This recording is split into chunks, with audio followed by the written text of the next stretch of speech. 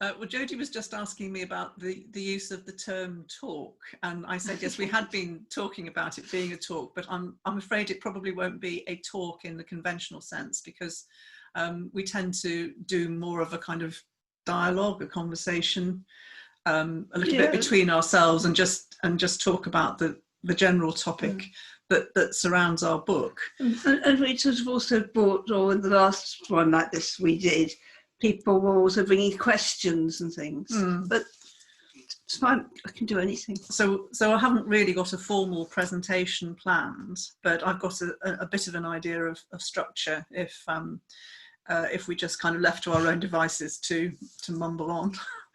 But I'll start talking a bit, and then what I think will happen is that I'll say some things, and then you'll join in, and we'll just have a bit of a what people refer to as a double act in our case when we've been talking about the book. Talking about the book. Yeah. So it might help, because I guess that not many of you will know anything about us at all. It might help us if we just give some background to how this came about, and the book that, as Simon says, we had published actually just as we were going into lockdown, unfortunately. So it was published on the 16th of March, and here's my rather coffee-stained copy of our book. It's called Mindfulness and Stroke, A Personal Story of Managing Brain Injury, and it's by Jodie Mardula, is that right? So, with a neuropsychological commentary by Frances Vaughan, which is me. And I, as Simon said, I was a neuropsychologist. I'm not in clinical practice anymore.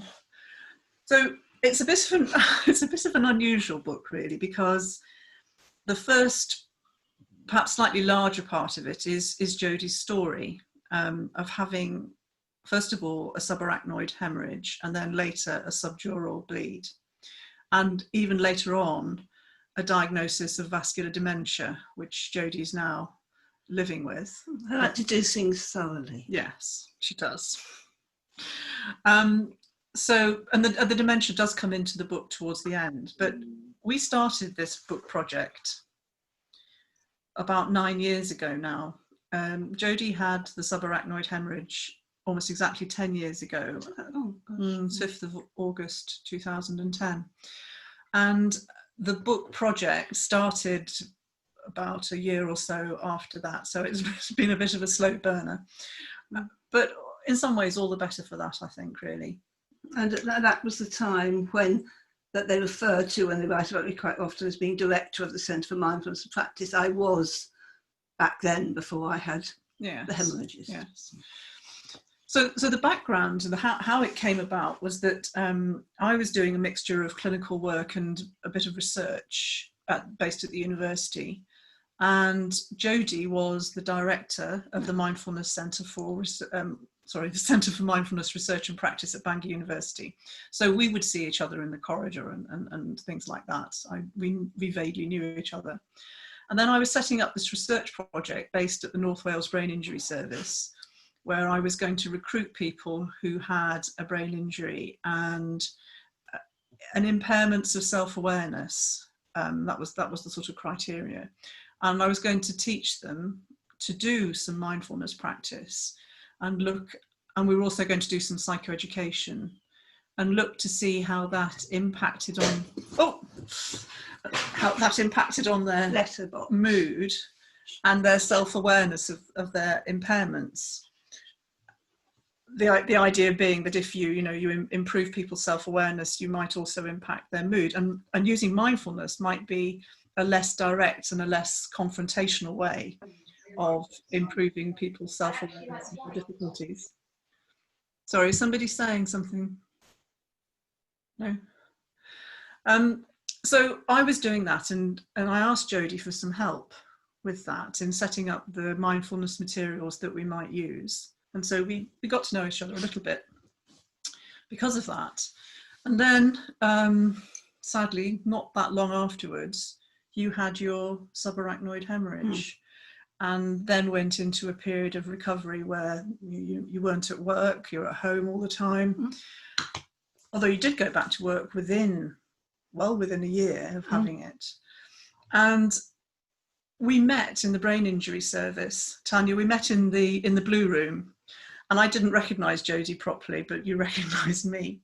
And we just started talking to each other as kind of colleagues and friends, because I wasn't involved in Jodie's care at all.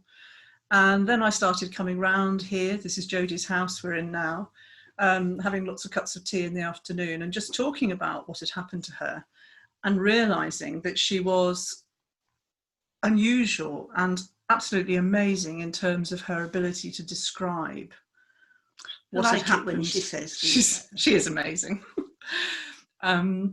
It was profound. It was the vivid descriptions that Jodie came out with, and was writing down at the same time and drawing pictures of, although I didn't really realise the implications of that to begin with.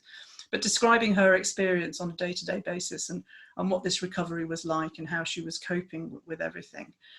And I thought, there's something very special here, and that between us we could write about it. You know, Jodie from her inner experience point of view, and reflecting on the process of recovery, reflecting on the process of what it's like to have a really quite severe brain injury.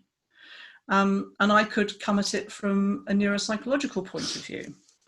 And that is actually what we have achieved, surprisingly. And it's taken us quite a few years to get there. And so the book is structured, it's in two parts mainly. The first part is Jodie's writing, along with poems and mindfulness practices and Jodie's pictures, that her pen and ink drawings that are in there, telling the story of her journey of recovery from the 2 hemorrhages. And at the end of each section of Jodie's writing, there's a little page or 2 about sort of advice or a bit of an explanation for that kind of stage of recovery, or some aspect of what Jodie's been talking about that I wrote. And then I wrote the second half of the book, which is also in 2 parts. The first part is very much about cognitive changes that Jodie experienced and described, and trying to provide an accessible explanation or account of what those difficulties were and how they come about, and some advice about how to manage them. So I think there are 5 cognitive chapters. And then the second set of chapters of mine are about adjustment and coming to terms with the injury.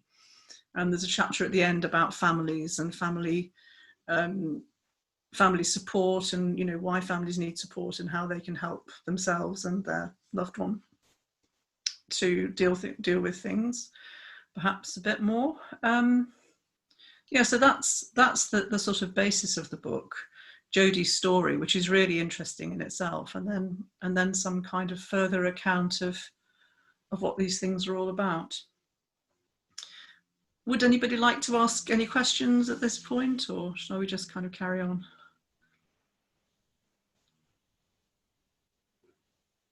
They're all muted, so you can't hear them. Okay. Are they muted? I think so, yes. All the little... no hands have gone up, so I think we can carry on. I have a question, but I would like to ask it in a little while, if that's okay. Yeah, that's fine. That's fine. Okay, well, should we talk about your part of the book first, about your story and your journey? Where would you like to start with? We've had pictures in the past, and I could show one possibly, which is quite a nice introductory picture. Which has all got the map. Can you see the map up here? That's from when we had a sort of book launch here, and I did that, and that's in the front of the book.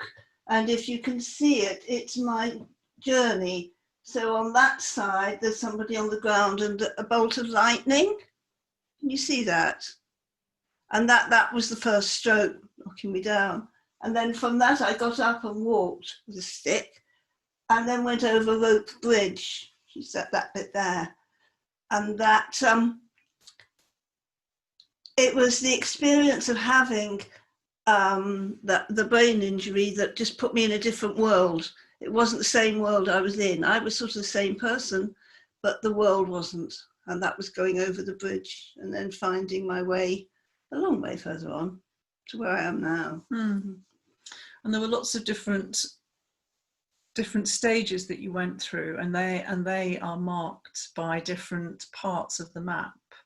So there were the mountains, and then so there was a journey up into the mountains and then back down out of the mountains. Where's the dog? I got the dog at the top of the mountain. The dog came along about a year after the first stroke, didn't it? Yeah. Didn't he? He. Not it. You're not just it. Before the second one. Yes, that's right. And I think that was really, really helpful, because it gave you something else in your life that you had to look after and structure your life around. The life. And, really, really good, because Toby was just a puppy then.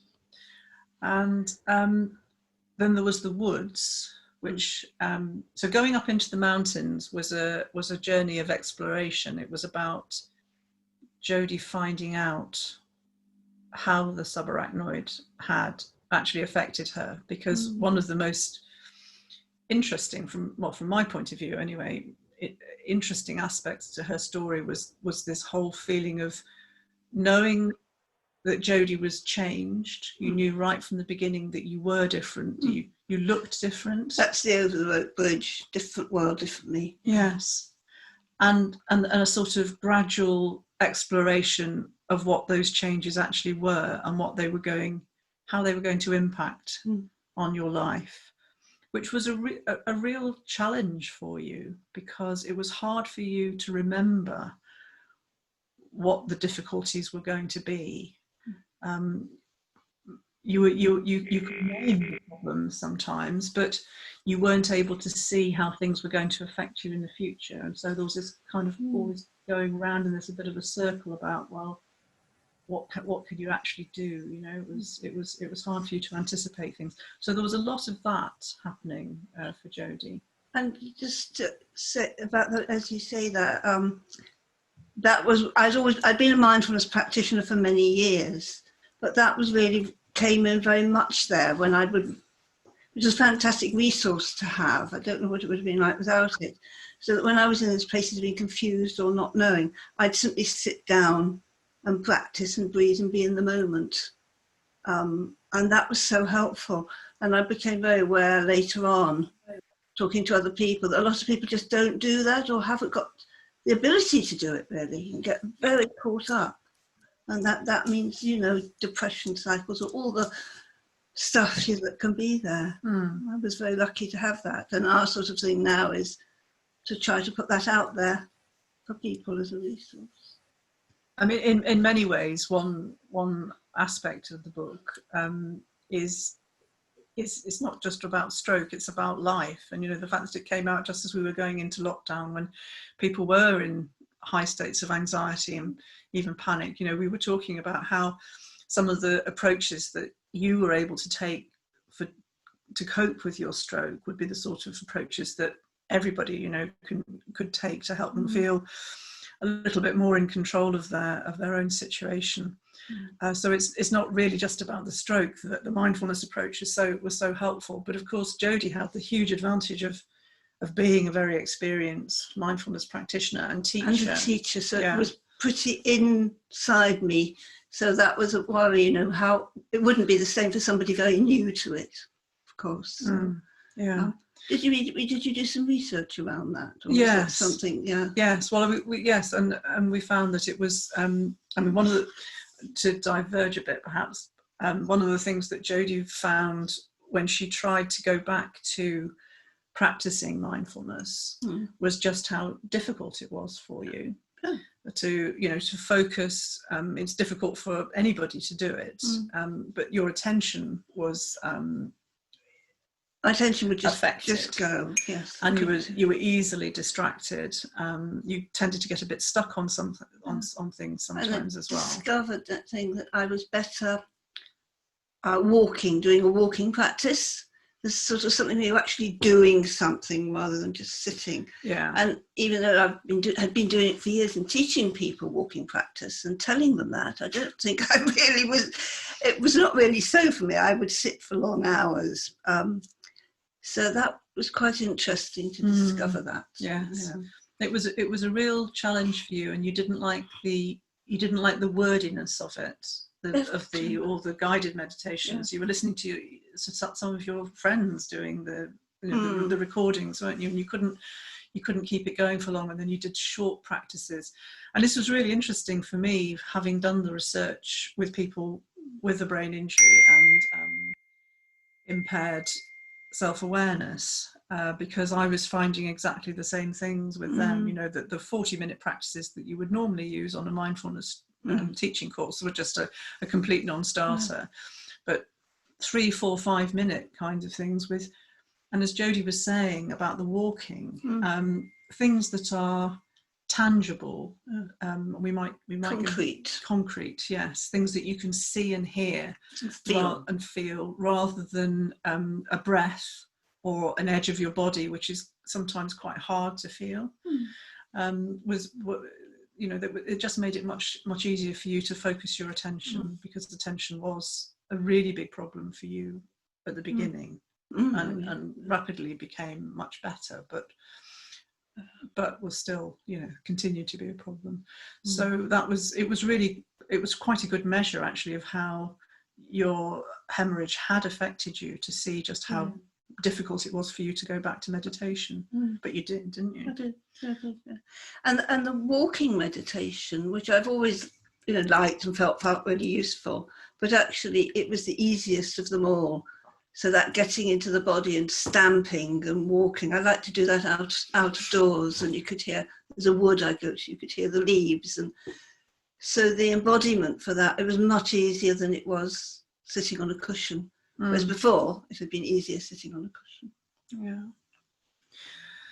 So I could, I'm sure we will keep revisiting your story. Maybe as a way of structuring this, we could talk about the different sections that I wrote about, and then keep referring, because in fact I've already started to do that. I started to talk about attention, which was the second chapter that I wrote.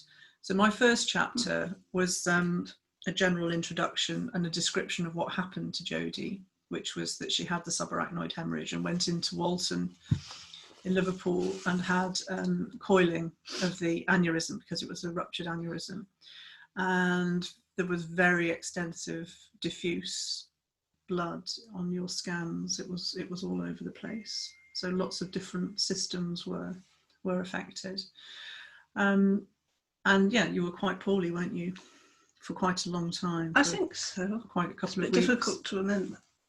Yeah.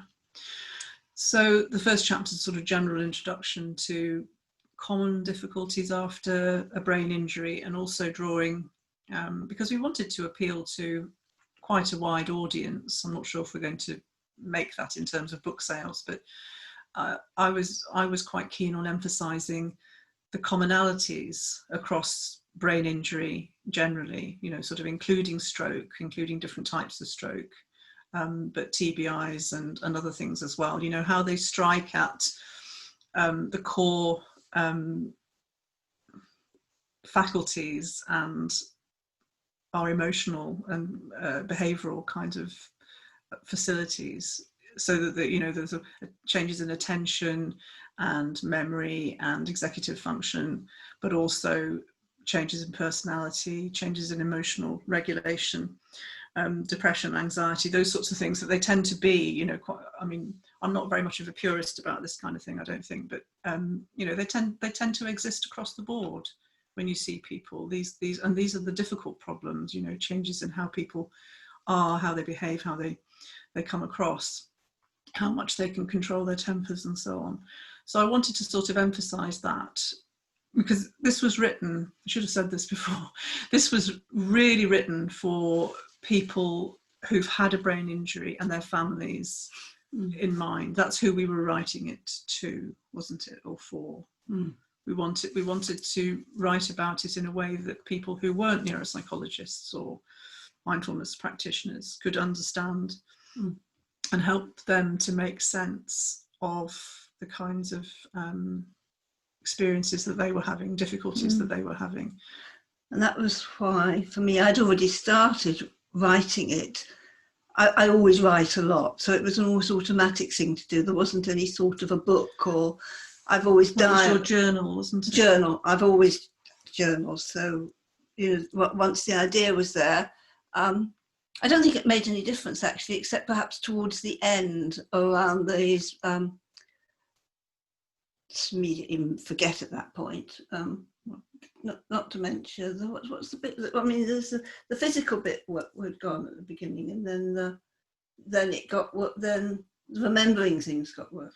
Yes. Well, you had a bit of a problem with walking to begin with. Yeah. You were a bit unbalanced and weak on one side, weren't you? Yes. Is that what you mean? No. What do you mean then? I don't know. I'm so I've lost it. Okay. I think going on to later on, maybe in the woods. No, I'm sorry, I've lost it. When you were in the woods, when you were after the second stroke. Yeah. Ah, yes. Okay. Well, yeah, we can come on to that if that's all right. Yes, it is. Yes, yeah. That's a really important part. Good example of what happened. Mutual reconstruction. It just goes. Yeah. Mm. Go on. Yeah. Okay. Where were we? In the woods. Always in the woods, I think. So I was talking about attention at one point, wasn't I? Yeah, so, oh yeah, that's right. I was talking about the first chapter and just being a sort of general account of Jodie's brain injury and a little bit about the subdural that happened later and brain injury in general and changes that people quite commonly experience and observe in their loved ones. And then I move on to the cognitive stuff, and the first chapter on attention I've talked a little bit about already. But I think one of the strongest points for me was that, Jodie's attention was really quite severely impaired. And it was so central because she was a mindfulness teacher and a mindfulness practitioner. And it really kind of hit something that was very, very important to you. But talking about lots of different aspects of attention that Jodie had highlighted in her story about being affected, sort of selective attention and not being able to divide her attention at all, getting stuck on things. There was quite a lot of stickiness. You would get, in the early days, you would get really, really focused on something and it was hard for you to tear yourself away. So you would do things for a very long time and find it difficult. Really remember. But I'm sure. I'm not. She's part of my memory. And you're not being able to sort of shift from one topic to another sometimes, things like that. That was quite important. And not being able to do anything on autopilot at all. So Jodie had to relearn an awful lot of basic stuff. Yes, it was hugely hard work. Hard work. Like brushing your teeth, and eventually you were able to do things like driving, but it required all of your attention. Not for long. Yeah. It's interesting. So that really struck me when I got back to driving, which is easy enough when you're just going straight ahead, right, when you first start driving. It was the left and right. I had sat nav on because needed that, and every time it says when you're going along the big road and you go to come off, it says turning left and then right. It does a roundabout thing. And those two things, turn left and then almost immediately saying turn right round the roundabout, I'd absolutely stopped dead. There's a point at which I realised I couldn't drive anymore. But it was quite interesting that was the... without it on, I probably would have been better. Yeah, you probably would, except that you would get lost because you, apart from just in the local area, you couldn't really work out where to go. No. That was something that changed as well. Yeah. But one of the sorry, I'm just apologizing to the dog. One of the attentional things that that Jodie had most difficulty with was a sort of working memory problem. It was not just the articulatory loop kind of working memory, but an extended working memory, the idea of being able to hold in mind the things that you're going to do later on in the day or in an hour's time or even just in a minute, and the conversations that you might have just had, the things that you said earlier you were going to do. And Jodie developed this absolutely wonderful metaphor for this. You'll recognise it in a minute, which was the orange bowl. Oh, yeah. So the orange bowl could, after a while, hold two oranges, which would be two ideas that might come along. So if somebody came along and had a conversation with Jodie when she went back to work and put another idea into the mix, so a third orange in the bowl, then that was just too much. She couldn't hold on to all of them. My favourite one would be, I'll be there and I'm working, I've just had a phone call, and then somebody will come in with a big pile of stuff and shove it in the in tray and sort of say, I'll just leave that there. So all the oranges fell out of the bowl at that point. So the orange bowl just had nothing in it, and that was really how it felt, wasn't it? It was. Everything disappeared. It did. And Jodie, too much. And Jodie had endless experience of trying to hang on to a couple of things so she knew what she was doing, but then just losing it all because she just didn't have the capacity to hold on to them. But what Jodie did, and I was always absolutely fascinated by this, was that as you got better and your ability to plan and organise and use strategies came back, because that sort of at the beginning that was that went, but it was one of the first things. I mean, you were really kind of fortunate in a way that all of that came back, because then you were able to use these strategies or develop strategies for dealing with all the other difficulties of not being able to hold things in mind. So everything, your whole environment here was structured in terms of piles of things that you knew exactly what they were and where they were, and you could look at the top of the pile and see what it was that you were supposed to be doing. But it only worked, and this was really interesting too, only worked if you didn't move them. Yes. So the piles had to stay in the same place. Exactly the same. Not a sheet of paper moved. Yeah. So the same piles in a different order wouldn't allow Jodie to re-access that sort of working memory content, if you like. And there was one time when it was a long time ago, about probably 7 or 8 years ago, we were doing a workshop in a hotel in Chester. It was part of the Mindfulness conference. And you had a room in the hotel. I was coming up to your room to have a bit of a chat about what we were going to say. And I came along and you were absolutely distraught because the cleaner had moved all your piles of paper in your hotel room and you couldn't find anything. You didn't know where you were, what you were supposed to be doing. It was really kind of tangible just how important this scaffolding that Jodie had learned to build for herself. I don't remember that, no. But as you're saying, I can get that kind of feeling of it. I mean, we'll all have that, you know, when you put something and you know just where it is and somebody else moves it. But for me, when that happened, it was like everything just stopped, because that's my memory of where that is. So somebody there's no real way of getting back to it. That's right. What I did do and learnt to do when things like that happened, which isn't infrequently really, particularly when you're ill, people like to be helpful by clearing things up around you, don't they? You're just sitting there having just got everything. Just tidy that up for you, so you won't have to do it later. It's quite a common family thing. Yes, you have talked about that a few times. Yeah. Anyway, I forgot what I was going to say before that, but it was something to do with what I would then do, which of course would be to sit and just hold that. And another slightly related thing that Jodie had, which was really interesting in the way that Jodie managed to compensate for it, was in the book I call it out of sight, out of mind. So if you had clothes or books or anything really for that matter that you couldn't see because they were in a drawer put away, as far as Jodie was concerned, didn't exist. They just didn't exist. They weren't there. And they never had been there, and they might as well just be. In fact, you threw a load of stuff away, didn't you? I don't know. Yes, Probably. You did. You got rid of a lot of stuff just because you didn't want to have to deal with it being there. And everything. So it meant that everything that you wanted to use was out. Yeah, which annoys other people. But it allowed you to function. Yes, it did. I'm still a bit like that. Yeah, you are. In fact, I think I am. Yeah. It's a pity we can't show you the table, but no, but it's not chaotic, or it's highly organised. Yes, the chaos comes if somebody moves something, puts it away out of sight. Yeah.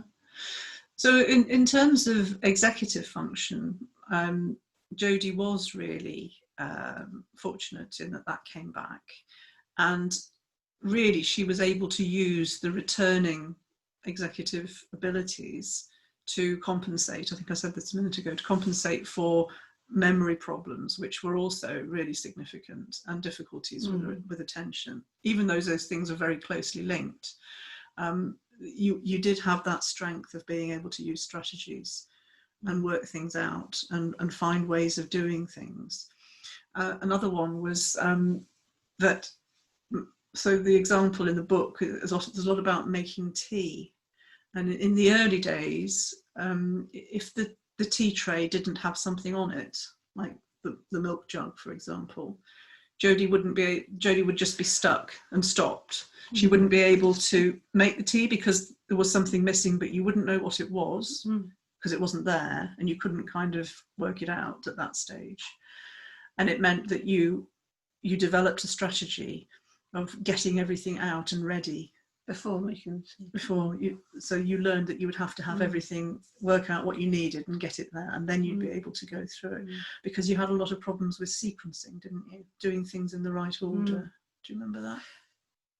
Yes, I can feel it. You can feel it. Yeah, doing things in the right order was, and getting muddled about where you were in the process. And one of the things about that's often very difficult, I found, was if people were with me, because people are always wanting to help you. But actually what I needed was time and quiet. Nobody's saying anything to me. I wouldn't be trying to think or remember. I still can do this with certain situations or very busy. And if I just, that's where mindfulness again comes in, sit and breathe and allow it to be there, I'll suddenly know what I've got to do. Whereas if somebody interrupts and starts to do it for me, the whole caboodle, even now, just crashes. Yes. And people don't understand that. And that can cause quite a lot of, it did for me anyway, problems sort of within my family, and people saying, well, you know, if you just let us do it for you, or if you just write it down. Well, just write, if you just this, if you just that. Whereas I just think, well, can't you just, if you can't, you just like to swear, can't you just do what I tell you to do? People don't understand that, do they?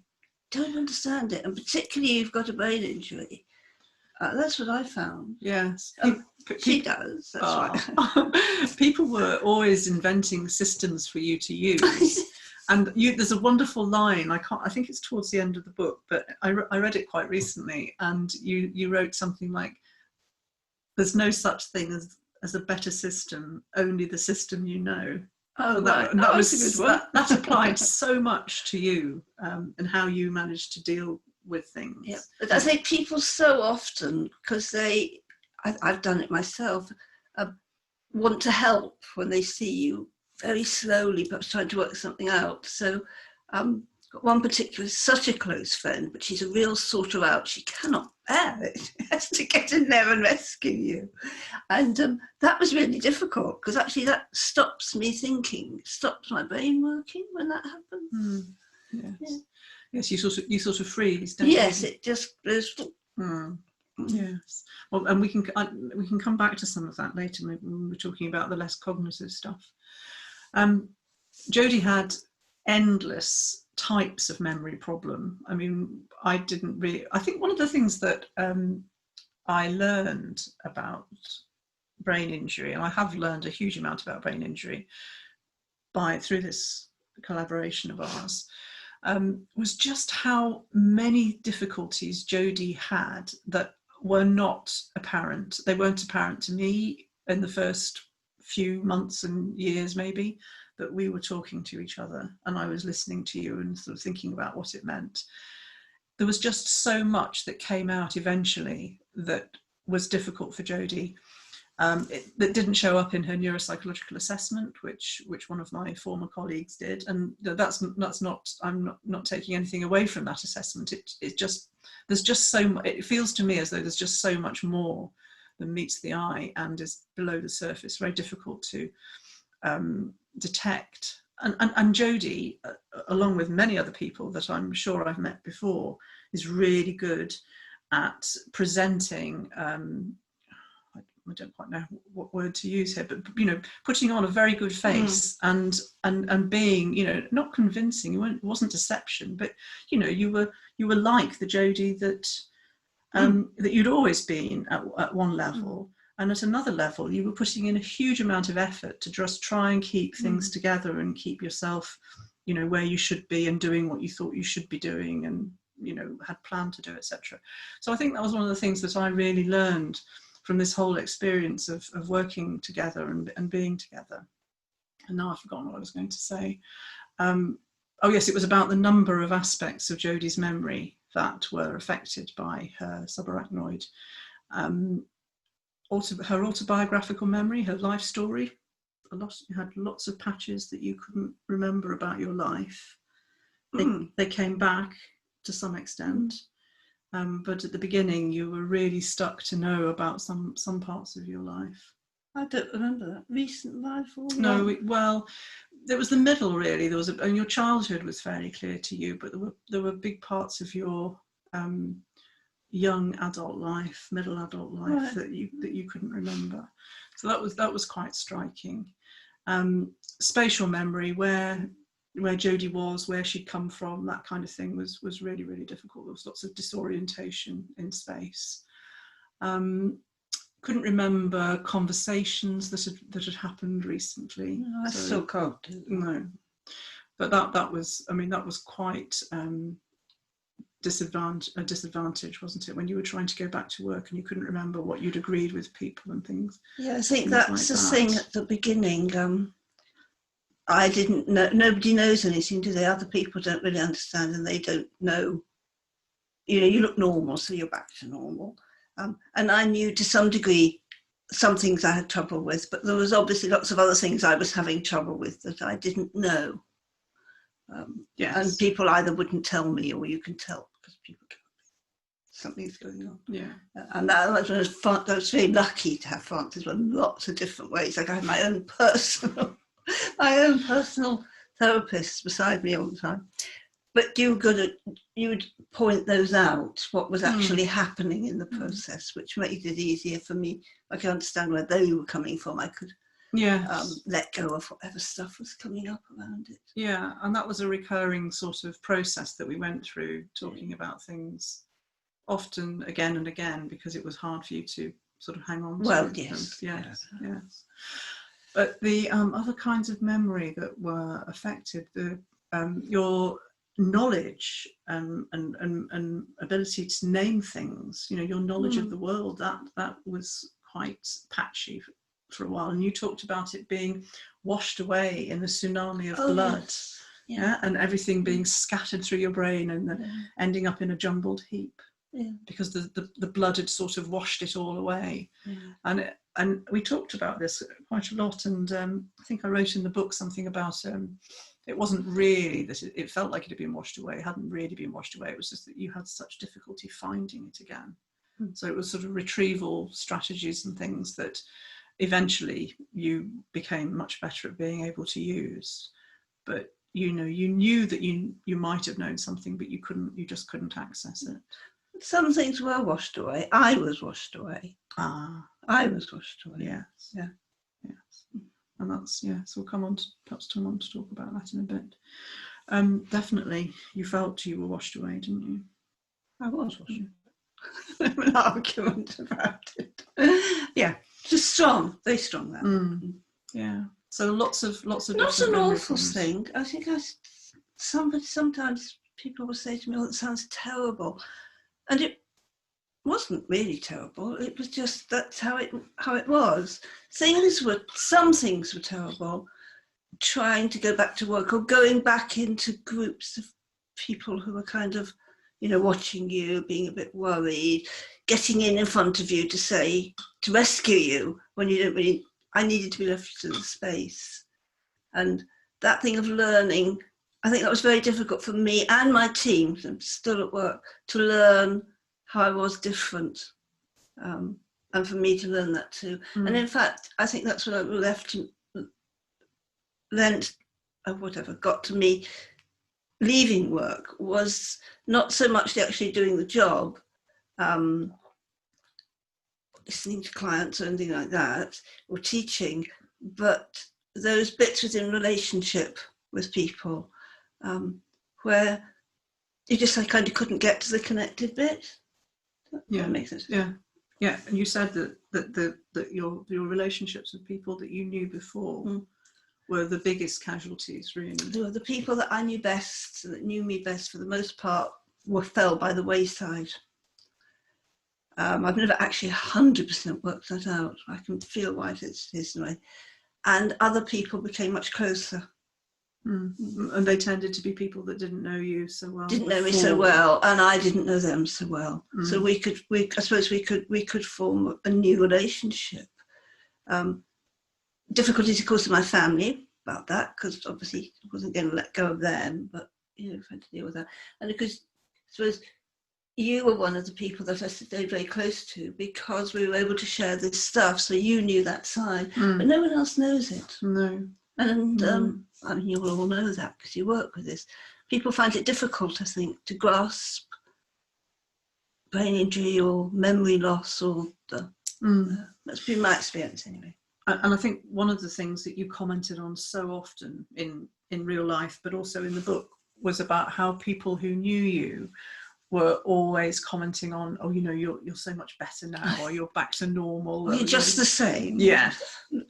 and then saying, oh, we have, I have senior moments too, and we know what it's like. And then you'd be kind of gritted teeth. You don't know what it's like. My mum was. Yeah. So there were lots of things. People find it difficult. That. Yeah, they do. Well, it is difficult to understand. It's in some ways, I don't think I quite got that on with it. Because my eldest daughter, Hecate, is disabled. So she had, what did she have? She had meningitis. Meningitis at 10 days old. I was sort of followed by a whole load of other fairly severe damage. She's had something like 38. Her shunt's been changed. Yes, she's got a shunt. One of the earlier Spitzhauser shunts, because this was the mid 60s, and it was quite a new thing. And they put the shunt in her brain, she's premature as well, when she was about 10 days old. So why am I telling them that? Because you have a sense that you've grown through your life with this, haven't you? And with Malcolm as well. Particularly with Heckie, her difficulties in understanding, like she understood things in a different way, but also more how other people were with her and the assumptions that they made and the way, so I could see all that from the inside. And and Heckie loves that because what is she now, 55? Yes. Something, I don't know. I say it to her, she says, "You're like me now, Mum." She really likes that.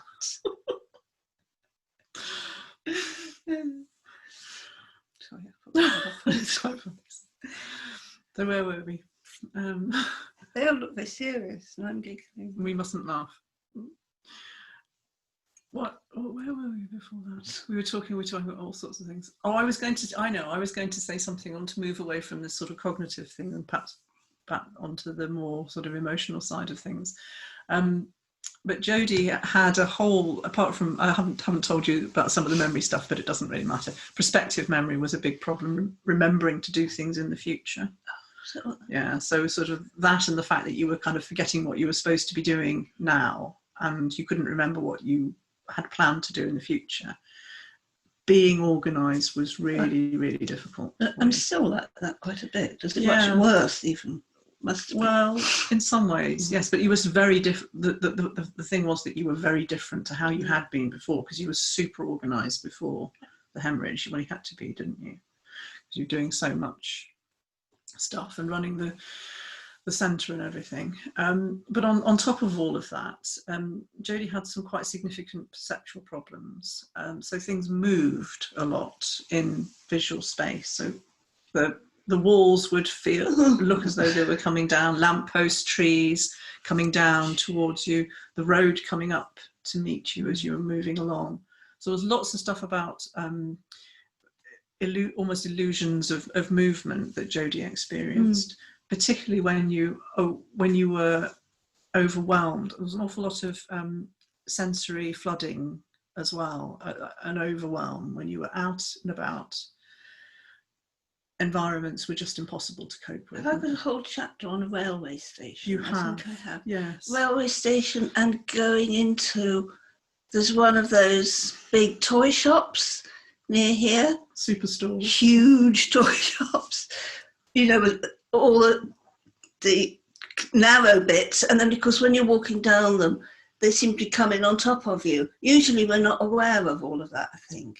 And apart from anything else, in a child's toy shop, there's announcements coming out all the time. Goodness knows why. There's music constantly in the background and toys going off because people will be making trains and things go. Make a cacophony sound. Nobody else seemed to notice it. I ended up on the floor in that one. I've got a picture of it. So for other people, it was background noise, and for you, it was just completely overwhelming. And that limited you. I couldn't filter it. No, you couldn't filter it. So that was part of the attentional thing. And I think we described it at one point as though the volume had been turned up on all of your senses, because everything, you know, your sense of smell was ridiculous. You couldn't tolerate fragrances or the smell of food and all sorts of things. You were really sensitive. Your hearing, it was as though, you know, everything, you could hear everything shouting, and you couldn't understand it, but it was really loud, but you couldn't understand what people were saying. So there was all that background. And then these perceptual changes that included Jodie not being able to recognize people's faces very accurately or reliably, including yourself. Do you remember in the hospital, in the mirror in the hospital? Oh, the first time. You didn't recognise yourself. You didn't think it was you. No, that was early on in the hospital. I think the first time I got out of bed. Well, they got me out and took me to the bathroom, looking in the mirror, trying to clean my teeth or do something, looking in the mirror. And that was so weird because it wasn't me. And but I knew it was. I used to go in there then. So just have a look in the mirror. Who is this person? Because I knew it was me, but it didn't look. I didn't have an imaginary picture of what I looked like. So it was. I'd forgotten that. So faces looked different. People weren't as recognisable. You didn't recognise people that you didn't know very well, but acquaintances in the village, you kind of worked out who they were from the conversations that you had with them. I was also terribly outspoken, wasn't I? So I'd say things sort of like, well, who are you? I know you, but who are you? Yeah. Which people, but you can just a bit taken aback by it. Really. Yes. Quite funny. I was just trying to remember what else. There was the hum, which was a bit distressing. That was a horrible perceptual thing as well. I sort of liked tinnitus, but it wasn't really tinnitus. There was this sound that was going on. It's a hum all the time. Very loudly. And he drove you around the bend, didn't it? That was very difficult. Can't block it out. Yes, and I'm sure there was something else that was really important. But basically moving around. Oh yes, I know I was going to say about the sensory overwhelm, the sensory flooding. In those kinds of situations, Jodie was much more likely to experience these perceptual changes of things coming down towards her or up towards her. It was almost as if your environment was swallowing you. It was quite frightening, I think. Happened on the way home from hospital the first time in the tunnel. Oh, the tunnel. Yeah. Yes, so there was a lot. You know, Jodie had a huge amount of change to deal with, and not all of it got better very quickly. It took a while, and even when you were back at work, you were dealing with an awful lot of stuff. And it wasn't just the cognitive difficulties. Really, it was dealing with this new relationship with the world that you had with these people who were telling you how to cope better, telling you how to fix it, telling you that they were the same, and your feeling of not being understood by them. That was a really important part of what you were dealing with. And then you had the second stroke, the second hemorrhage. And that was a really difficult time as well, because you'd made quite a lot of progress in your recovery at that point. And then it was a real setback. And it wasn't very serious. You know, you weren't having surgery or you weren't in hospital for all that long, just a few days.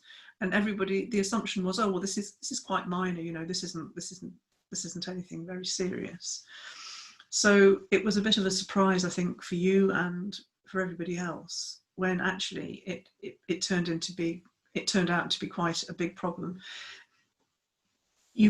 one of the things that happened that was perhaps very difficult about it was that you became more aware of the difficulties that you'd always had since your first hemorrhage after you'd had the second one.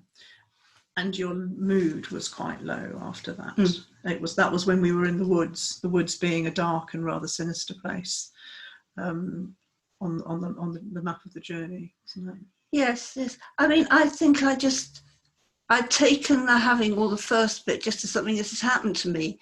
But to have it happen the second time didn't seem fair. So there was that. There's quite a different reaction to that. Yeah. And you're after the first one, you had such a lot of acceptance. You were so able to meet these things and say, well, this is how it is. This is how I am now, and deal with it as best you could. I mean, not obviously perfectly, but much more than many people perhaps would have been able to. And that seemed to be taken away from you. Well, yeah, the second one took away some of what I'd regained, and I knew that had been there and that had gone. Yeah. And in a way, some bits didn't come back. It was all you'd been learning again. And I think that just seemed, it just seemed unfair. It just sort of really knocked me for 6 bits. Yeah. I'm sure they must be bored with all this. Should we ask them if they're all right? Are you all right? Jodie wants to know. I could have asked you directly, couldn't I? Well, some of them have disappeared. Well, it's sort of like going down like that. No. Well, that's because they turned their cameras off. Oh, but they're still there? Yes. Oh, okay. Yes. Well, just say if we're getting boring, going on too much. We could stop quite soon. Actually, it's coming up to 3 o'clock. They could ask questions. Yeah. You're not getting boring at all. I think everybody's absolutely engrossed in what you're saying. That's why we're keeping so quiet. So, but you judge how long you want to speak for. Then we'll have some questions, and so it's entirely up to you. We've got potentially another hour, but we could wrap it up in 10 minutes if you wanted to. So completely up to you. Thank you. I do like to know what's going on. Yeah, that's great. Thank you.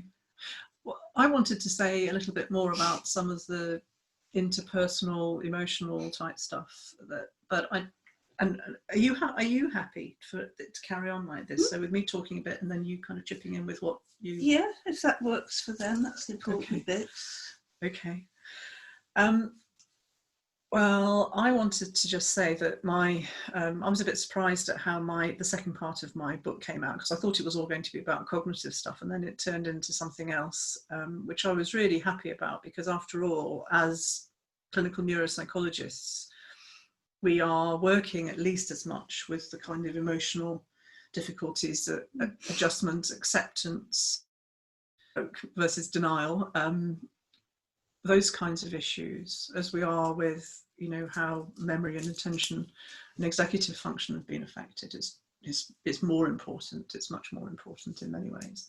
So I was really pleased in a way that I found myself writing about all of this stuff that I didn't really plan to write about, but I thought it was quite good, because it's an unusual mix, I suppose, to have the two together, especially alongside this wonderful story that Jodie was able to produce. So I wrote one chapter about loss, and then a bit about depression and anxiety and how common that is, but just talking about all the different kinds of losses that people do experience, and talking about the losses that Jodie had experienced. I remember you reading it not long before the book came out and saying that was an absolutely awful chapter, because it reminded you so sort of blatantly of how difficult it was for you at times. And of course that was a very concentrated description. It wasn't really like that in life, but there was a lot of loss to talk about, as there is when people I can't remember that all that month, so I think I still block. So my next chapter was about self-awareness, which I'm always been really interested in, what a challenge it is when people aren't so aware of the difficulties they have after brain injury, and talked about your self-awareness and how it increased gradually over time you gradually became more and more aware of the difficulties that you had, but how it was always difficult for you in some ways, because it was hard for you to anticipate what the problems were going to be. So Jodie would be able to say, well, I have difficulties with X, Y, and Z, but not always be able to see how that was going to, the implications of that for real life, which, you know, for a lot of people can be a real difficulty. Mm-hmm. It wasn't so much for you, but you do comment on the book that it often took you a long time to learn not to do something, you know, to avoid a different kind of situation, because you wouldn't always recognize it when it was coming up, that sort of thing, and that which is a very typical kind of difficulty. And then another chapter talking about identity and sense of self, and how disrupted that is so often by a brain injury, and the prominence of Jodie's sense of having changed as a person right from the beginning. You knew that you were different, and you'd got to work out how you were different and what it meant. That was part of your journey, that finding out. And what that means in relationship to other people, and family particularly, who don't want to and kind of can't see you as changed. So I was very aware of that. And colleagues at work. And, some people seem able to manage that far better than other people. A couple of people are always saying, which I think was to reassure them as much as me, you're just the same, you know, we don't notice any difference. I just knew that wasn't true. Yes. And so I was really writing a bit about the whole process of building, or about people not having a strong sense of self, strong identity, often after brain injury.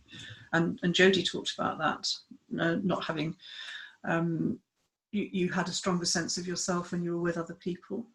When you were on your own, you didn't really know who you were, and things like that. And so that whole area of having to try and rebuild a new identity, and ideally one that actually incorporates the brain injury into it. You know, there's the acceptance of that change and how things are now. And so acceptance was another chapter that I wrote about, really. So it was about the sort of journey from the loss to some kind of acceptance, if people are able to do that, or fortunate enough to be supported through that process, and the obstacles along the way, which are many and large. You know, I'm sure we all know people who have had great difficulty with acceptance of the brain injury that they've had, or that their loved ones have had, and how awful it is to try and incorporate that change, you know, that sort of then and now comparison that people make, and that sense of being inadequate or not enough compared to how they were, all of those kinds of evaluations that people make about themselves. You were not so much like that. No, I wasn't. That was one of the ways in which Jodie was blessed. You know, she could bring an acceptance to the situation, and a sense of still being quite intact as a person. I suppose also I was interested in myself having had the brain hemorrhage. So rather than getting very lost in it, maybe because of my job being around that, having had Hecate, my daughter, and her brain damage, and it was like, this is quite interesting, you know, the changes in me. So you were curious. I was curious about it, and I didn't really fight against it. I think I probably fought against some situations that arose from it, but I can't think what they might have been. But that was what changed with the second hemorrhage, that sense of acceptance, that curiosity, that sort of being with it. That was one of the big things that you had less of afterwards. Yes, I did. I think that was because it didn't seem fair. That was so strong for me. Like, I've just been through all this. And about a year after. Yeah. A year. And that's why the map is so in the year I'd been hit by the lightning strike of the first hemorrhage. All I could do was walk with a stick, and then I went over a rope bridge to another country, because that's what I did. I couldn't go back there. And I just kept on following. So I'd been all that way over the mountains, down, had a second brain hemorrhage 5 days before my daughter's wedding. Which was a big wedding. Did I give a speech at it? I did. You did. God, that's what I said. And with the dog, and then I go through the woods, and there were wolves in the woods. It's a really difficult time in many ways. And then I build my camp at the other end here, and I've got my dog, and I've sort of really settled working. Everything was fine. And then I had another brain hemorrhage. So it was a really different thing. It was like, I've just gone through all of this, and now. So that was a very different reaction, wasn't it? Yeah. And then later on I got dementia, so I just like to do everything. And that was a difficult journey, wasn't it? From sort of the recovery stage from the hemorrhages into kind of, well, what's going on now? Because my memory seems to be so much worse. And you were always asking me, do you think my memory is worse? And there was a very murky bit in the middle, and you were having lots of scans because they were worried about your coils, and and then it turned out that actually, yes, your memory was getting a lot worse, and you do have dementia. Which has brought a whole other set of challenges, hasn't it? Yes. They don't seem very huge. I think I've kind of got used to them now. So, and that's quite interesting, because quite a lot of people really react to that I've got dementia diagnosis. One was, you don't seem as if you've got dementia. But the other one of being, that must be, but that's not as bad as the hemorrhage. There's a whole thing, people make judgments about which things should be worse than others, and generally they're wrong. Probably very useful to sell them. Well, it's hard for people to take these things on board, isn't it, when they've not experienced it, or have been close to somebody who's experienced it. Yeah. So just going back to the book, my last chapter is about families and the difficulties that families typically experience, which I'm sure we're all familiar with, and the sorts of things that can be helpful for them, accessing support and so on, all the usual things. But working with families was my last phase of clinical work. That was the last 10 years. That was my big thing. I tried to do that in private practice with some success. I managed to get quite a few referrals in the end, working with families as opposed to working with the injured relative, which was really good, because these were people in litigation, and there wasn't funding for families normally. So we were able to do that, and it's just one of the things that I found, as Tanya knows, particularly beguiling in the field of clinical neuropsychology. But yeah, that was so that was my last bit.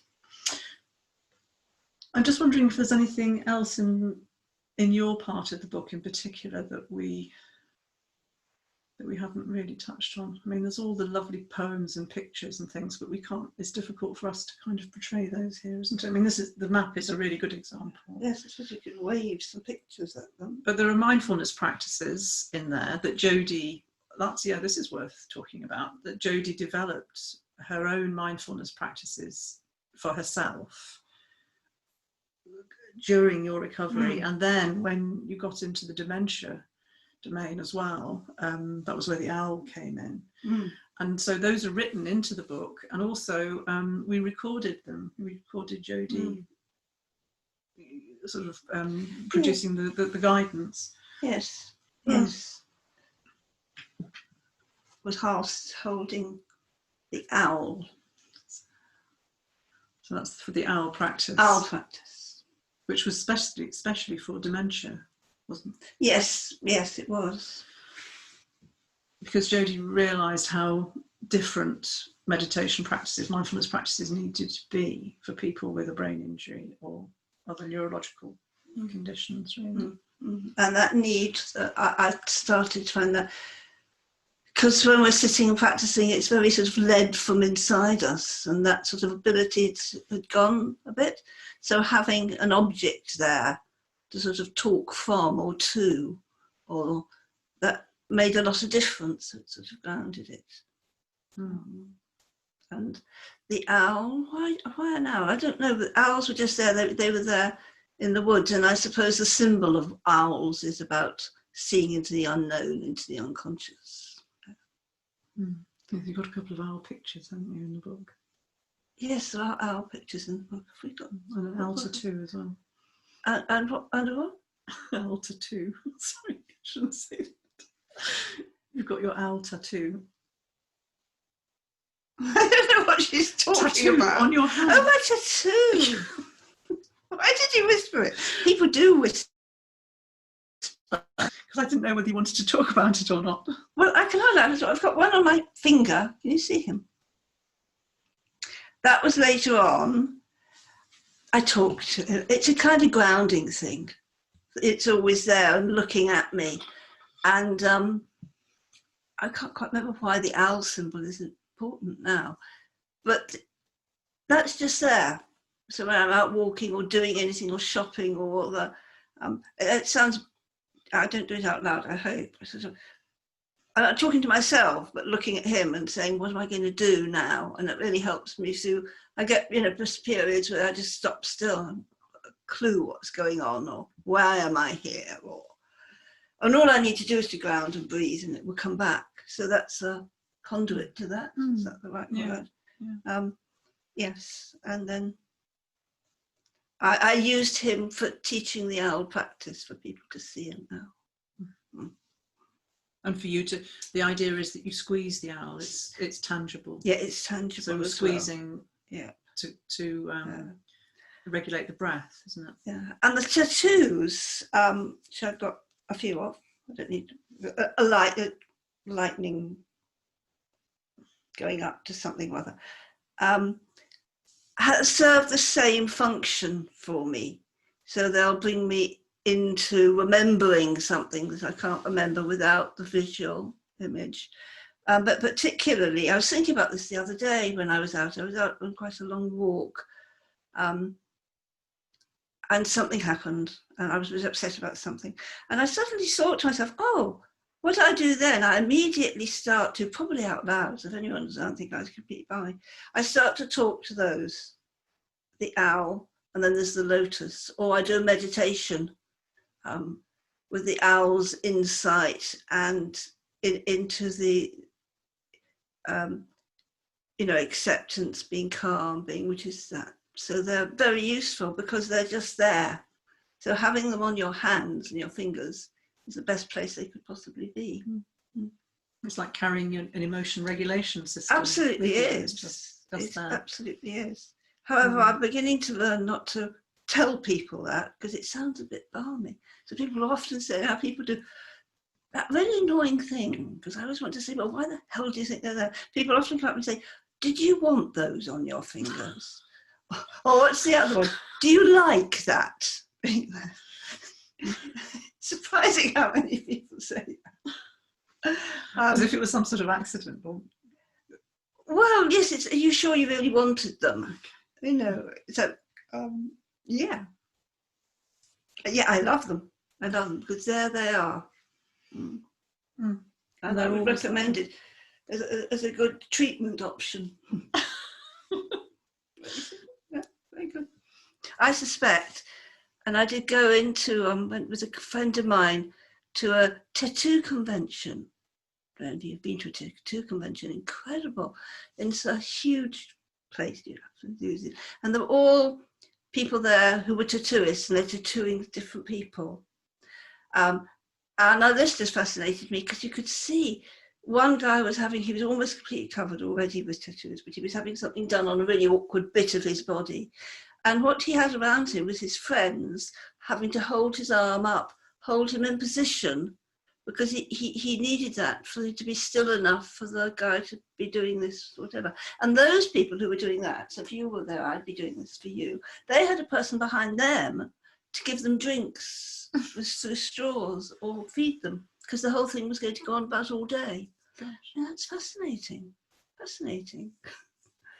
I thought I'd tell you that. So probably we've come to the end of our talk, which wasn't really a talk.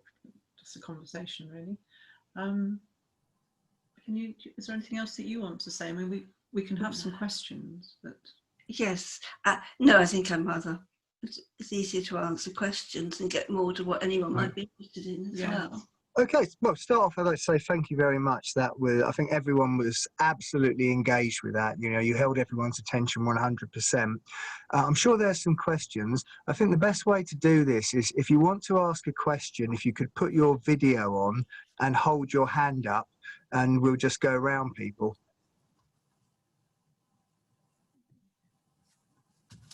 Yeah, go for it, Tanya. Can you hear me all right? Yeah. I have unmuted it. I first of all just wanted to say thank you so much. It was so fascinating. I could just sit here for hours listening to the two of you. I mean, I have my first copy of the book arrived, and I was so excited, and I was showing it to my team, and my occupational therapy colleague said, "Oh, can I have that? Can I borrow that?" So I've ordered a few copies for the team here, because I think, you know, it's just a fantastic resource for us. It's something to share with patients, families, but also for learning. You know, it's going to be essential reading for any new trainee that comes here, or my assistants. And actually, it's something I would really benefit. You know, I've started reading the book and I think, gosh, this is just about life, isn't it? It's about adjusting to life and the challenges life brings, and how you learn to cope with that and move on, and then something else happens. And there's so much that I think on a personal level that I'm benefiting from reading it, and I'm going to be passing it on to other family members. So thank you so much. I mean, as Francis will remember, I used to, when I had a group up in North Wales, I remember I was always looking for books to give of people's personal experiences of having a brain injury, and what I used to do was I had a little library of them. I don't know if you remember, Francis. I used to collect them. And then I used to share them with the patients, and then they'd take it in turns to read them, and they'd come back and say what they found was really, they could relate to and really helped, and what wasn't so good. And they used to swap the books. But I've never come across anything quite like your book. I was just so thrilled when I got my hands on it, because I just thought there's so much in this. And it's great, I think, for neuropsychologists too, that Francis has added in, you know, the neuropsychology element to it as well. And kind of reflecting on this, there's quite a lot of journey from not just all the emotional experience of your journey, but also as neuropsychologists, I mean, obviously, like Francis said, that it really is, for me, more important sometimes than the cognitive stuff, is focusing on that emotional side of things. But also the fact that there is that gap between, you know, what we do with the test and the results we get versus what actually some of the difficulties people really do experience. And I think it's going to be so much nicer for clinicians and for patients to read about this through your lived experience of that. And then Francis's comments on that at the end. I think it's just a great resource. Thank you so much for talking to us today. I do think it's a very emotional book. It's really inspiring. It's an emotional book, isn't it? I feel quite emotional holding it, and it'd be interesting to see when my colleagues see the book. You know, it's very powerful. Thank you so much. Oh, wow. Thank you, Tanya. That's lovely. Yes, thank you. Tanya used to work in Colin. I'd gather that. Yeah. Is there any other questions? Any other hands to go up? Oh, two here. Right, if I could, just in the order you're on my screen, if I could come to Malin first and then to Roger. The microphone. There we go. Can you hear me now? So I think that's an amazingly sort of unique collaboration there between the two of you, and it's just really nice to see how seamlessly you interact with each other. It's like you've been working for years and years together, so it's yeah. you can really tell. And you know, Jodie, your insight into what's been going on for you is just so unique, and the fact that we got in a book now, I'm really keen to read it. I was wondering, when you've been doing the workshops and doing talks, and people have read your book, what's been the reactions from people who've had the injuries, and what how have you felt interacting with that, Jodie? What's the kind of connection and interaction been? I don't know that I've had a lot of connection with other people, have I? Shall I answer it? Yeah, you answer that. Is that okay? Yeah. And then I'll come in when I've reminded. Yes, you will remember. Well, we've sat here a few times in the last couple of months, and it's been interesting, because people who in head injured, the voluntary sector groups, Headway and a couple of other ones we've talked to, the feedback afterwards is that people have really opened up after listening to Jodie talking about her experience. And also we've done quite a few meditation practices with those groups, and they've really taken to that much more than I expected them to, having had experience of those kinds of groups myself quite a bit in the past. So people seem to be very open to the ideas and to hearing the first person experience. I think they have found that very powerful, and have certainly been willing to take on the idea of doing the meditation practices as a way of either relaxing or soothing themselves in some way. They've been very open to that, and we've had quite a bit of feedback about people downloading the recordings as well, in order to use them. People, when they've bought the book, they can access the recordings. So yes, does that answer your question? Yes, it's interesting. I mean, the other thing that struck me was that you so, before you had the hemorrhage, you were so skilled up in using mindfulness, and yet afterwards you really struggled with it, which I think is a lesson to us as practitioners, trying to teach our clients to use mindfulness. Yeah. And I think they just struggle so much with it. So I'd be interested to see your mindfulness instructions you got in there, because I just think we need to really simplify it and make it much more accessible to people. Because even without a brain injury, it's really tough, isn't it? So making it accessible is such a important thing. There's a lot of stages. I mean, if you teach mindfulness the sort of normal way, and if I found that difficult to do, when I had already been doing it for years and teaching it, what must that be like for people who are coming completely new to it, never meditated before? Yes. It always seems a bit of a big ask to me. Yeah. And the addition, I don't know, is this, I mean, I've always rather liked things like visual images and toys and things, but as people do, don't they, like mascots, but that being able to talk through the sort of conduit of the owl, I found really, sometimes by talking from the owl, I find out what I think. There's some sort of but it is unusual, I've never seen anything like that before. What, talking from an owl? In mindfulness. Well, as well. Yes. That people don't do that because it's all very intangible, isn't it? And it's very, very mental rather than being brought out into the physical world. Yes, and I've always, mindfulness teacher for a long time. I was one of the first ones in North Wales and director. But I've never really agreed with it being like that. I've always been much more to give more of a picture to things, to not have it to be so sterile. I often used to find mindfulness teaching quite sterile, although it should be about the heart and emotion. It isn't. It's quite often taught in a way that you're being quite cognitive and coming together all these stages, or at least that's what I think. But you used to do your own thing to a certain extent anyway. Well, I always did do. I was a bit like that before.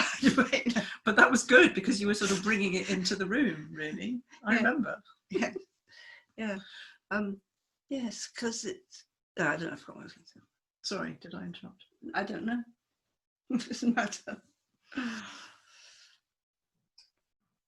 Okay, so Roger, would you like to ask your question?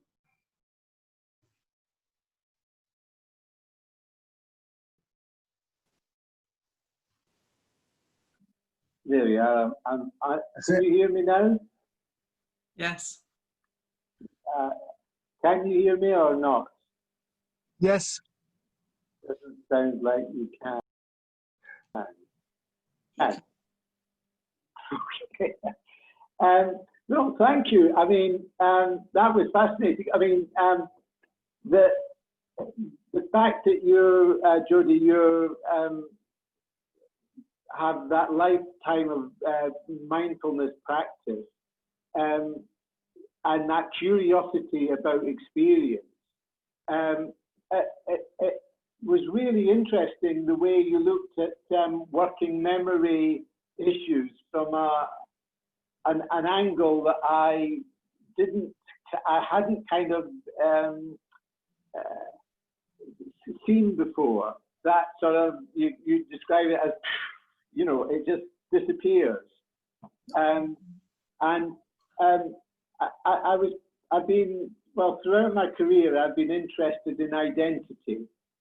I started on identity and I'm kind of finishing on identity in terms of research. And I've been interested in lots of qualitative research on identity. And it sort of feels like the way you described it, I'm sort of thinking that mindfulness might help me understand that loss of identity a little bit more. And so there were questions in my mind. In the literature, identity is tied to things like memories of yourself from the past, which you lost and you've kind of regained. Another source of the change that people have is emotional distress about things not working or how they've become different from the person they were before.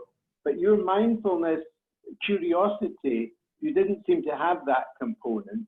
Another reason, another strand or source of that change is that you can't do the same things that you used to be able to do, and you've got nothing you can do. And then the final strand that I was thinking as you were talking was your ability to connect with people has changed because you can't connect in the same way as you did before the event. And I suppose my question is, does any of that make sense to you? Is any of those particularly relevant to you, or particularly salient or noticeable in that sense of loss of who you were? The things you just said. I can't hear you. Oh. I can't hear. The things you just said?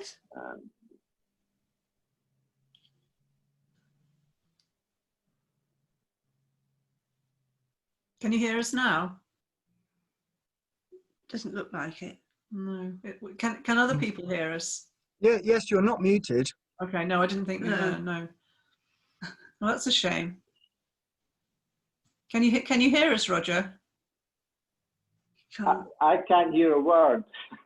Can you hear me, Roger? Can you hear me? No. Okay.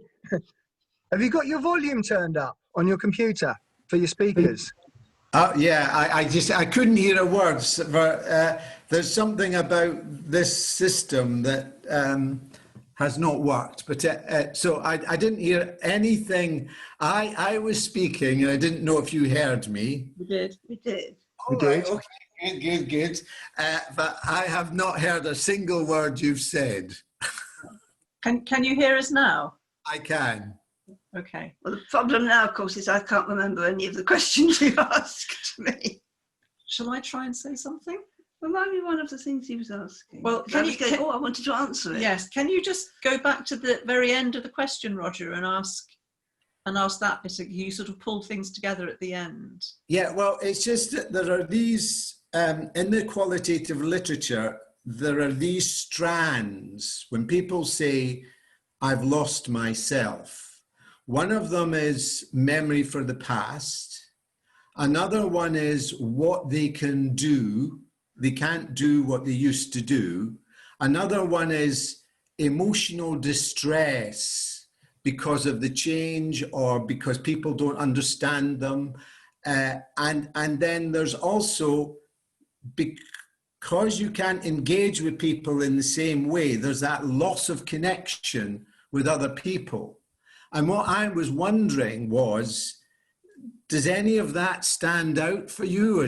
When you said you'd lost yourself and you said it had gone, I'm just wondering what had gone. Has any of that gone, or is it something else? And it's probably a complicated question, but that was a question in my mind. It is complicated, and there was a lot of it. So perhaps another way of phrasing it might be to say, how did you experience, tell me if I'm wrong, Roger, but how did you experience that change in your sense of self? What did that feel like? Is that yes, was it loss of people, connection with people? Was it loss of memory of your life? Well, so I'm not quite sure what the it is. The change in how you felt you were, the change in your identity, yourself. You know, you had that sense of, you knew from the beginning that you were different, you were changed. Yes. Yeah. I'm still not really quite sure what you want me to answer. Well, can I have a bash? And yes, and then I'll probably interrupt you because because that's what always happens. She always interrupts me. Right. When as you were going through that list, Roger, I was sort of ticking them off and thinking, in terms of what I've heard Jodie say, and in terms of what she wrote, I would have said all of those things, but probably something else as well, which is really difficult to define. Because, and I say that because there was, for Jodie, this really early sort of quintessential self experience of quintessential self changing, that she knew she was different, and she hadn't had the opportunity to go out into the world, you know, to walk and to find out what she could do, or to make relationships, or even realize that she couldn't remember parts of her life. So she hadn't got there yet in terms of knowing how she was changed, but yet she was absolutely sure that you were different. So the map tells you the answer, in a way, if you look at that, because there's the first thing is the lightning strike. And for me, that was just like a lightning strike, you know, something happening. And so I suppose we all had different ways of interpreting that, but that somehow changed memory, changed everything a bit, just like I suppose it's a massive shock reaction. And then the going over the rope bridge, again, was because that old world I absolutely wasn't in it. It wasn't there anymore. There wasn't anything else to do. I couldn't have gone back. The gate was closed. Am I answering this question? Have I gone? And You're then answering my question very well. So all those stages, you know, of the journey, that was there in me. That was what I was seeing. I'm very visual. I'm an artist as well, so I always often paint pictures of what my diary used to be, just pictures of the day, not writing quite often. So that was an automatic thing to do. The idea at the beginning of being on a raft as well was more of an in-body experience, but it was very real. I mean, I was on a raft on the sea. I'm just wondering if, when you say it's that sense of self, is that, you know, when you meditate, you've got an awareness of your sense as an observer. I think it must be some sort of body image thing. You feel your bodies, you feel your presence somewhere. I'm wondering, is that what you felt you'd lost? Deep question. Sorry. I did understand it, but I've sort of lost it a bit now. So just say that again. So when you kind of meditate or you attend, there's a self, you know, you're aware, you can catch that observer, you know, you can't quite pin it down, but there's this observer sensation you've got.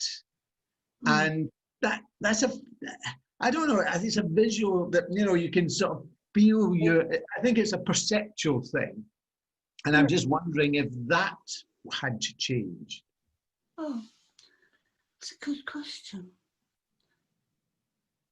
I'm not sure. I don't think that did. I think that way I was perceiving things wasn't a new way, if I'm answering it, but it took over the other ways, I think.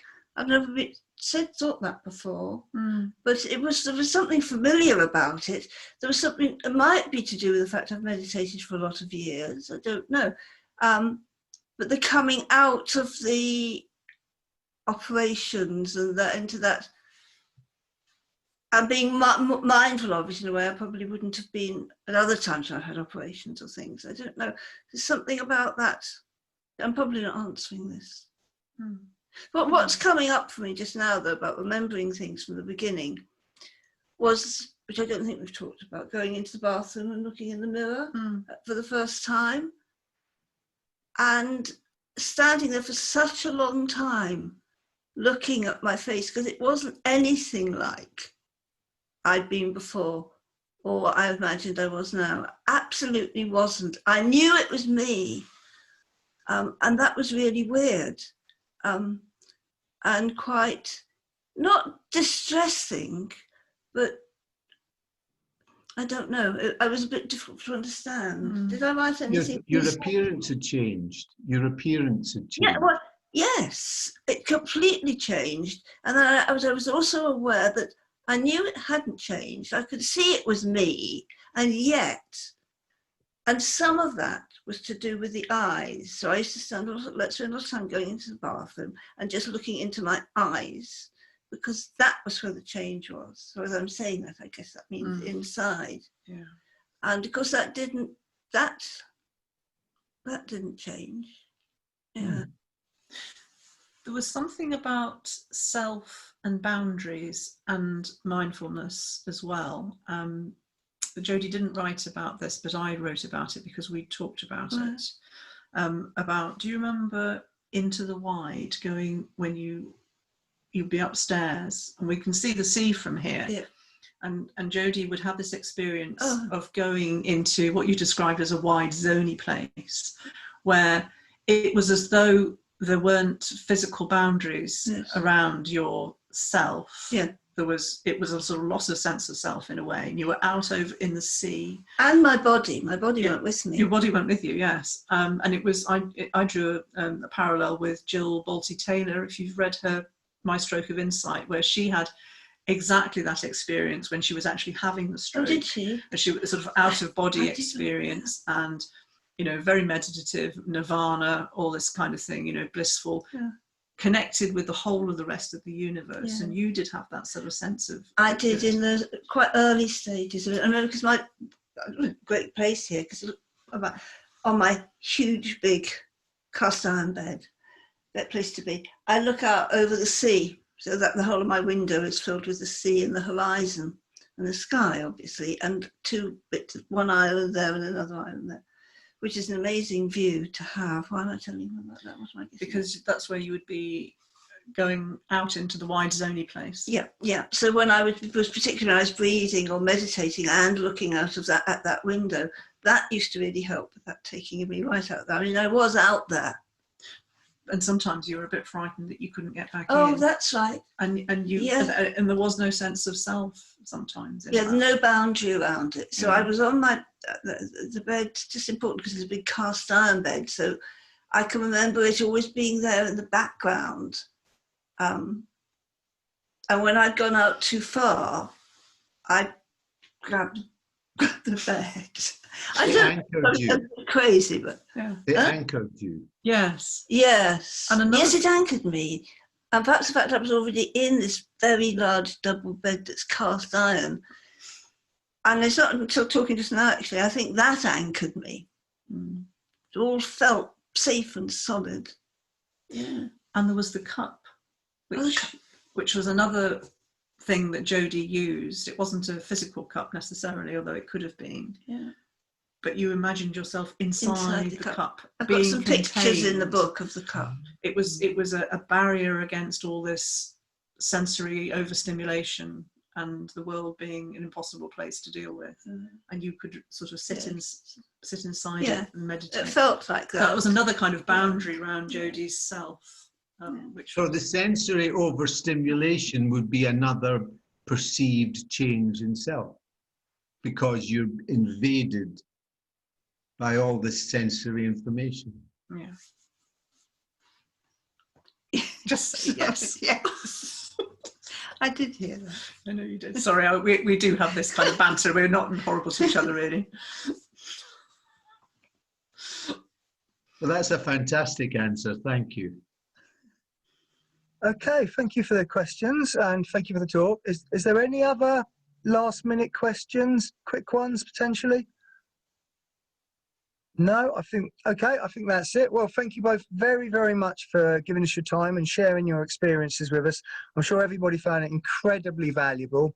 I'm not going to talk about the next meetings because I think everyone is just focused on this for the moment. So I will email everybody and tell you about future meetings. So just once again, thank you very much for sharing your experiences with us. And thank you very much, everybody, for attending.